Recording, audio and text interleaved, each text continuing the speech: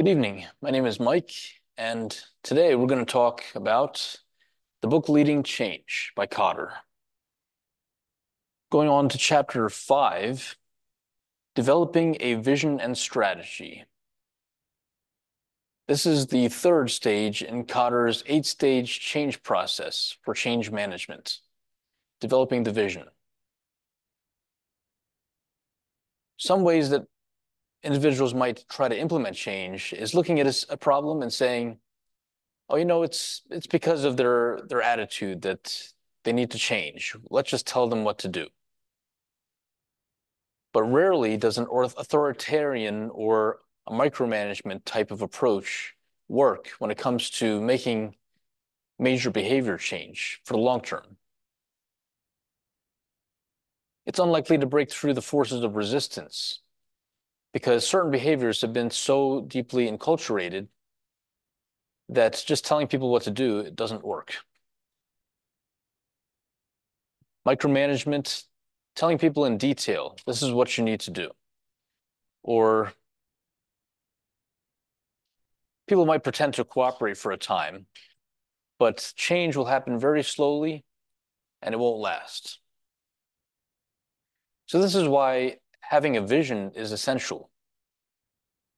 A vision is something that people can strive for to create in the future, and it gives a general direction with clarity about what kind of change is needed.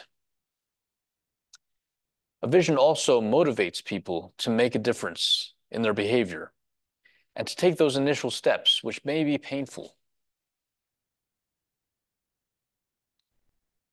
Having a clarity of direction can allow indecision to disappear, especially when letting the line managers become involved with the change process.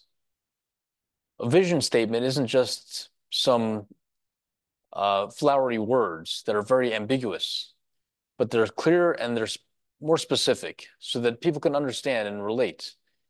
This is what I'm doing and why it's meaningful and how it's contributing to this vision.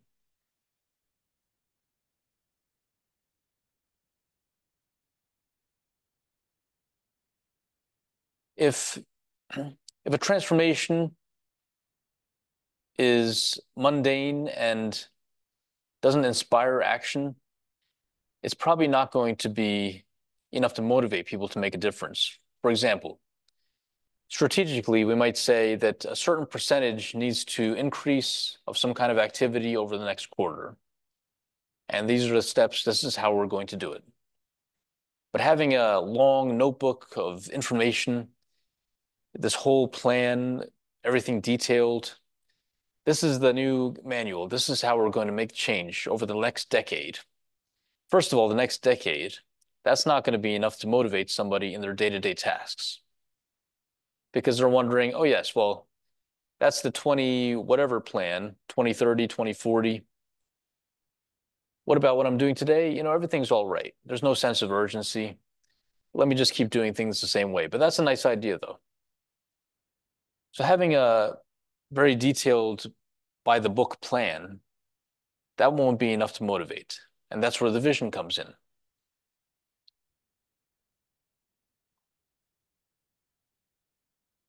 Describing a future in the long, distant future, it has to be enough where people take a stake in the situation.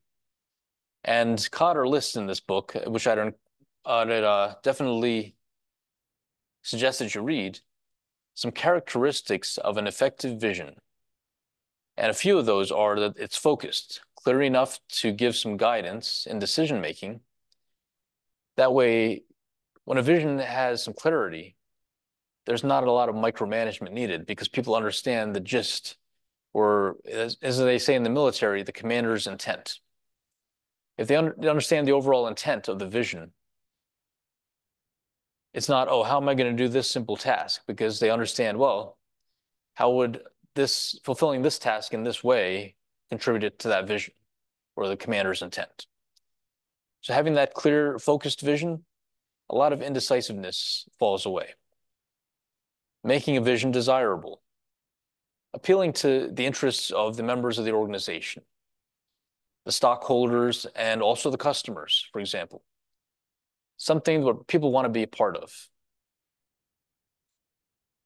It has to be flexible as well. And there's a few more points that he mentions about the characteristics of an effective vision.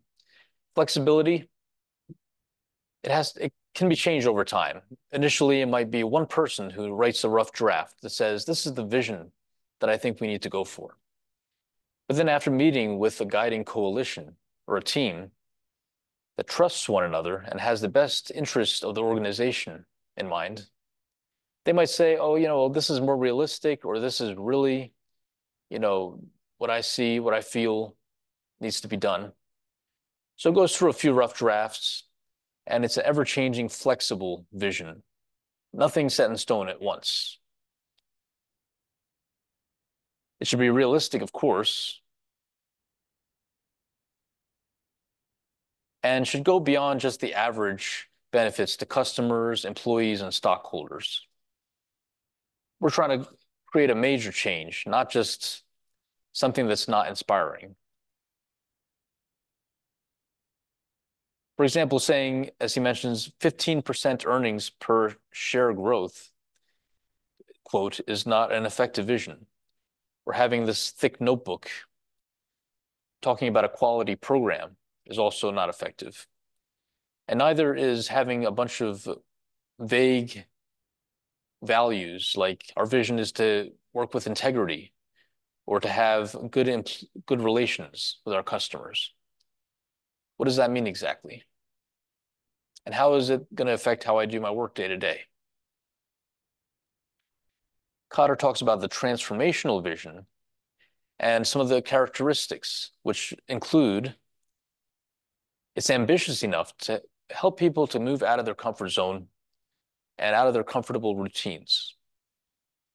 It's aimed at giving better products and perhaps even reducing the amount of resources or expenses, lowering the cost to get to those better quality products. Maybe it addresses some of the recent trends, the new technology, incorporating the needs of today's business environment. And also, there's the moral implications. So it takes into consideration not to exploit, but to have awareness of the needs of society.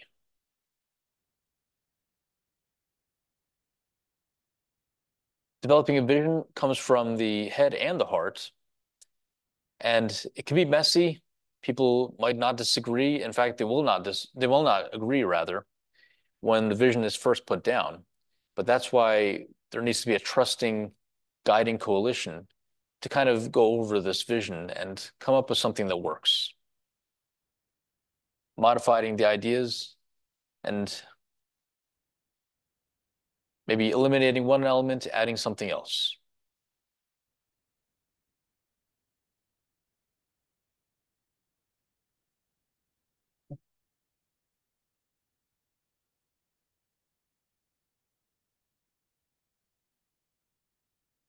Again, Kotter talks about the process of creating an effective vision. First, a draft, and there's a few points here which I'll let you read it yourself. But talks about, again, the importance of teamwork and the time frame, which means that the vision is not created in just one meeting, but it takes months or maybe even years. A key point that Kotter makes is that, quote, it involves getting in touch with ourselves, who we are, and what we care about. That's what's involved with making the vision, is getting in touch with ourselves. What is my personal value? What is it that I want to see being realized in the organization and the way we do work?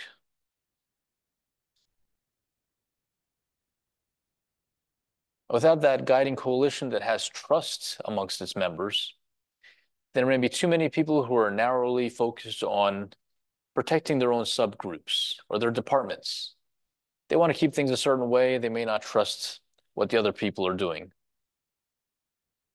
And Because of this, there needs to be sufficient time for people to get to know one another and talk about conflicting ideas, to argue and to reflect in order to hash out that good vision that's essential as Kotter's third step in his 8-stage change process.